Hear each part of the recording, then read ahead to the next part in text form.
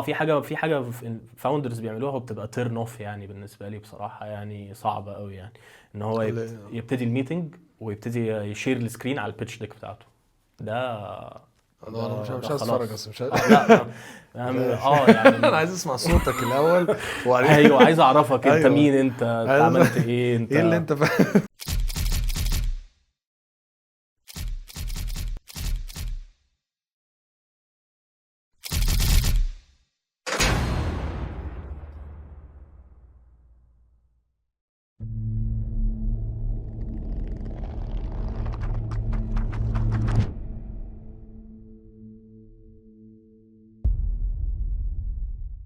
محمد الشريعي، اهلا وسهلا.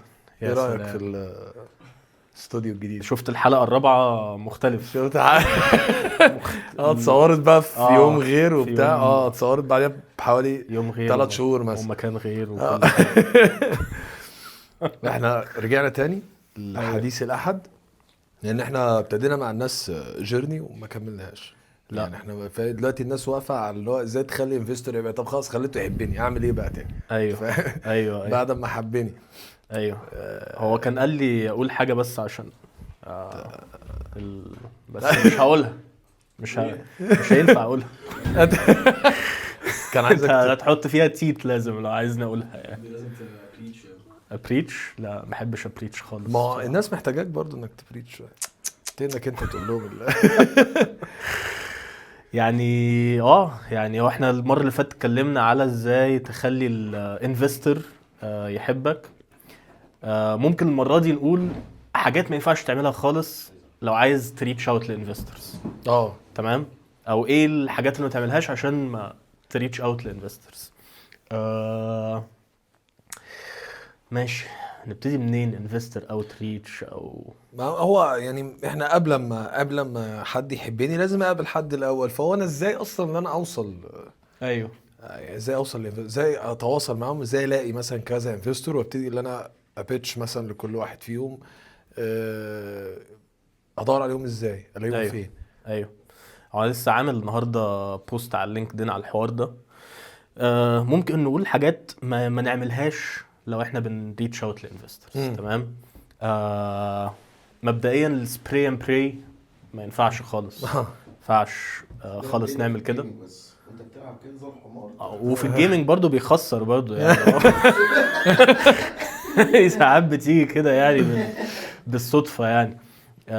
بس هو على فكرة بيبان الواحد نوب يعني في عين الانفستر، بيبان الشخص ده نوب في السبراي اند براي زي ما بيبان في اللعب برضو بيبان الشخص ده نوب. فمثلا في واحد مرة بعت لي حاجة، قلت له بص ابعت لي انا هقول معناها ايه بعد شوية، بس ابعت لي بلرب ابعتها للانفسترز. فبعت لي قصة حياته فاهم. قعدت بقى ايه اقرا وانزل واطلع واعمل. بتمشي معاه بقى في كل خطوه اخدها هو انا لو بعت ده للانفستر اصلا مش خلاص، مش هيقرا كل ده. هيقول فولو بقى. بالظبط. مفيش حاجة. بس هو يعني دايما ايه. ماشي. اول حاجة المرة اللي فاتت قلنا لازم يبقى فيه لينكدين بريزنس قوي. تمام. ويعني ممكن تويتر او اكس يعني، بس لسه مش شايفه قوي قوي يعني في الريجن اللي احنا فيها. لا في الريجن اللي احنا فيها هو قوي اوريدي في الحتة دي. البروفايل بتاع الاول ماشي. هو مثلا ايه هنقول 4 خطوات. تمام. اول خطوة ان لازم البروفايل بتاع الشخص ده يبقى كيوريتد للمشكلة اللي هو بيحلها. تمام. اول حاجة التاج لاين بتاعه مثلا على لينكدين. في ناس بيقول لك فاوندر ات كذا او سي اي او ات كذا. طب ما هو كذا دي ما هو كذا دي مش فيسبوك اصلا. أيوة. ولا يعني مش حاجة معروفة. ماشي عرفت ان انت فاوندر اوف كذا، بس لا ممكن يعني يستحسن بدل فاوندر ات كذا او سي اي او ات كذا الوان لاينر اللي هو بتاع الحاجه اللي انت بتعملها. يعني مثلا فور اكزامبل يعني مثلا حد بيحل مثلا مشكله في التعليم للمدرسين مثلا، فيقول solving مش عارف ايه for teachers. تمام. بس هو كده خلاص هو كده فهمني انا ايه اللي انا بعمله اصلا. انا بحل ايه اصلا او انا بعمل ايه بالظبط. بعدين تاني حاجه ان انا بعمل ليست اوف انفسترز. تمام، بعمل ليست اوف انفسترز. التوب بيتزحلق. مظبوط كده. مظبوط يا باشا. تاني حاجه بعمل ايه؟ بعمل ليست اوف انفسترز. يعني ايه ليست اوف انفسترز؟ مش هجيب كل الانفسترز اللي في العالم ولا حتى اللي مثلا اللي في مصر وتبقى هي دي الليسته بتاعتي. لا، بجيب اول حاجه انفسترز هو قاعد بيبص على حاجه يعني مش فيها يا عبد الوهاب. طب في حاجه مش عاجباني اقوم؟ طيب اقوم خالص، مش عارف حاسك متضايق. طب انا كويس ولا اللباس باين؟ اللباس باين غطيه. ينزل المخده بس هو في حاجه تانية، ده مش اللباس، هي المخده صفراء المكتبين بتوع دول. يعني انزل، ما انا مش عايز اقعد كده. اقعد كده ولا اقعد ازاي يعني؟ فاهم يعني؟ اقعد كده، اقعد كده. زي ما تقعد. ما خلاص ماشي. انت كام مبسوط؟ كام مبسوط يا بقى؟ ماشي يا استاذ. تمام ماشي خلاص. معلش ماشي، هنتكلم عن البيتش ديك. ماشي. الانفسترز قلنا نجيب لستة اوف انفسترز. ده معناه ان انا مش هجيب كل الانجل انفسترز ولا الفي سيز. مثلا الفي سيز يعني فينتشر كابيتالستس اللي في مصر مثلا او اللي في المين ريجن. لا، انا هجيب اللي بيبقوا مهتمين بالحاجه بتاعتي. يعني مثلا لو انا مثلا في حته بتاعه التعليم، فانا هجيب لستة لكل الناس اللي بينفستوا في التعليم مثلا. تمام، ودي سهله بجوجل سيرش او باي اي ممكن تعرف مين انفست في educational technology قبل كده يعني. تمام ماشي. هجيب الليسته دي. مثلا let's say مثلا طبعا هيبقى في angel investors. تمام، وممكن يبقى في VC funds. الفاندز دول ادخل على البروفايل بتاعهم على لينكدين واعمل ابعت كونكشن ريكويستس للاناليستس والاسوسييتس اللي هم الناس اللي شغاله جوه والبارتنرز كل الناس. وابعت برضو كونكشن ريكويستس للانجل انفسترز. تمام، في ناس بتبعت نوت في الكونكشن ريكويست دي. انا ما بفضلش بصراحه انا ابعت لها، يعني احط نوت فيها. اسيبها كده مبهمة. مبهمه. وهو لو هيقبل هو خلاص هو هيكسبت. فدي تاني حاجه. تالت حاجه بقى واهم حاجه، ماشي، هو دلوقتي حد مثلا خلاص عمل اكسبت مثلا الكونكشن ريكويست بتاعتي.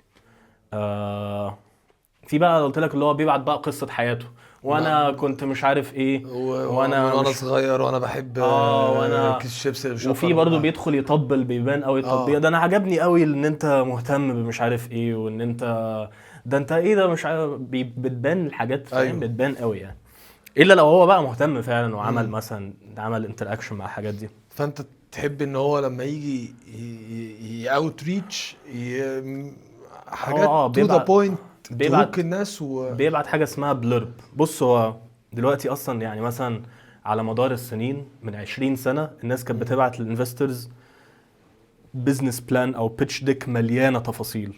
تمام، وبعد كده بدات تبقى بيتش ديك اقل شويه، وبعد كده مثلا من 5 سنين بدات البيتش ديك تبقى خلاص قصيره خالص، فاهم، حاجات معينه. دلوقتي بيبعتوا حاجه اسمها بلورب. يعني ايه مثلا؟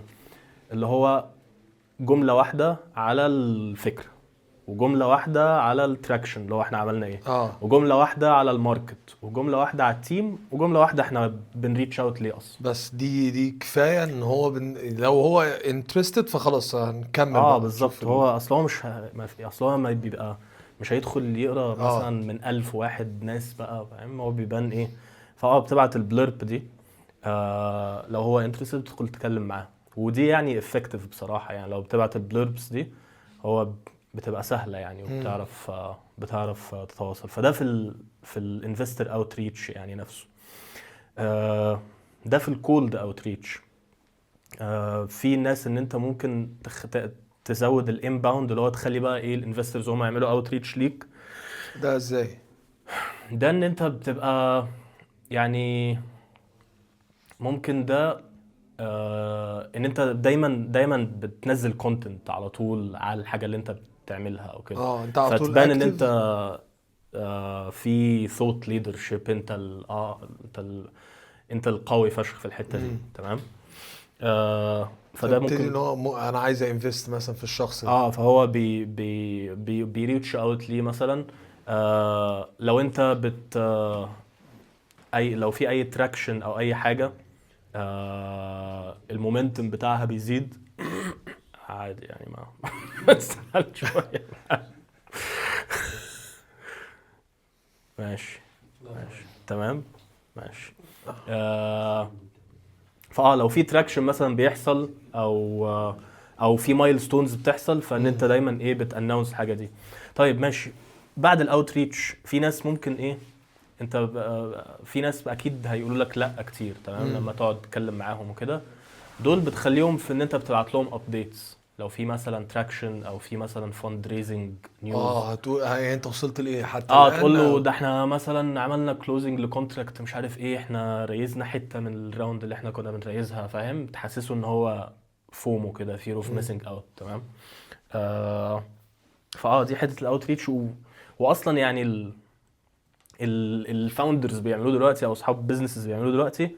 هو يعني في القاع اصلا، فانت ان انت عشان تعمل حاجه كويسه سهل. هو في الاوتريتش يعني بيبقى صعب قوي. يعني فدي ممكن دي الحته بتاعت الاوتريتش يعني. طب هو خلاص هو عمل اوتريتش وكتب البلورب وهو خلاص الانفستور بقى هوكد. عايز اعرف زياده. تمام. عايز بقى اعرف زياده. في فاوندرز في الانفستر اوتريتش دول بياتاتشوا مثلا البيتش ديك. يعني ما اظنش ان دي حاجه تبقى يعني بلاش. عشان عادي انت عايز، فاهم؟ انت عايز تخليه كيوريوس اكتر، مش تزود عنده اسئله، تمام. فما ما افضلش ان الفاوندر ممكن ياتاتش بيتش ديك في الاوتريتش مسج دي. بعد كده في اول ميتنج، يعني ممكن ما يبقاش في حاجه فاوندرز بيعملوها وبتبقى تيرن اوف يعني بالنسبه لي بصراحه، يعني صعبه قوي يعني. ان هو يبتدي الميتنج ويبتدي يشير السكرين على البيتش ديك بتاعته. انا مش عايز اتفرج اصلا، مش لا يعني انا عايز اسمع صوتك الاول ايوه عايز اعرفك انت أيوة. مين، انت عملت انت ايه اللي انت فاهم. يعني فاهم ترانزاكشنال قوي يعني وحاجه صعبه يعني. ممكن في الاول اول يعني حاجه في اول ميتنج بس خليه اللي هو كلام، احنا نتكلم اعرفك يعني اكتر. انت تعرفني اكتر وانا برضو اعرف انت اكتر. ما هو انا عايز ما هو انت بتدخل مع الانفستور ده، انت هتدخل ريليشن شيب مثلا 10 سنين عشان لما هو يبتدي يكزت منك او يتخرج. ممكن دي نتكلم عليها في حلقات جايه او حلقه جايه. احنا هنمنشن كل الحاجات دي عشان ناس عندها يعني وجهة نظر عامة عن الموضوع. ايوه. لان خلي بالك الحتة دي يعني معمية في مصر بمعنى أصح. يعني الناس اللي ممكن تلاقي فيه كذا حد هو حابب ان هو يبتدي حاجة وحابب ان هو يبدأ طريق، بس الموضوع بالنسبة له بيبقى صعب. طب انا هعمل ايه؟ أيوه. طب انا ازاي هريتش اوت للناس؟ ايوه. وخلي بالك احنا كان عندنا برضو البوينت دي ايوه. هو الانفستور ليه بيدخل اصلا؟ يعني انت ليه انفستور بينفست؟ ما انا شايف فكرة لا ناس يعني ليه يعني العائد المادي بتاعه بيبقى من ايه؟ يعني الانفستور يعمل فلوسه ازاي لما ينفست في بيزنس؟ بيبقى على حسب، اعتقد بيبقى واخد مثلا اما نسبة من الايكويتي، ممكن ياخد رويالتي. ماشي صح؟ هو بتبقى يعني واخد ايكوتي، بس ماشي. هو دلوقتي لما ياخد ايكوتي هو هيعمل فلوسه ازاي؟ يعني دي مثلا ما فاهم، مش ريسكي. لا مش ديفيدندز مثلا بتديله كل سنه حاجه، لا. هو انفستور بيعمل يعني يوجوالي، يعني محتاجه حلقه تانية بس عادي، بيعمل فلوسه من 3 حاجات، تمام. اول حاجه ان هو يحصل سكندري سيل، ان هو يجي انفستور تاني يشتري ينفست في راوند بعدها وياخد الايكويتي منه، فهو يبيع بفالويشن اعلى. تمام. في ان مثلا شركه تيجي تستحوذ على الستارت اب دي تشتريها، زي مثلا مع فيسبوك اشترت انستجرام. فهو كده اخد فهو برضو باع بالنسبه فهو ده الاكزit بتاعه حصل له ريتيرنز. او اخر حاجه خالص ان هو الشركه تطلع على تبقى في البورصه، تبقى الاسهم بتاعتها في البورصه، الناس تستثمر فيها.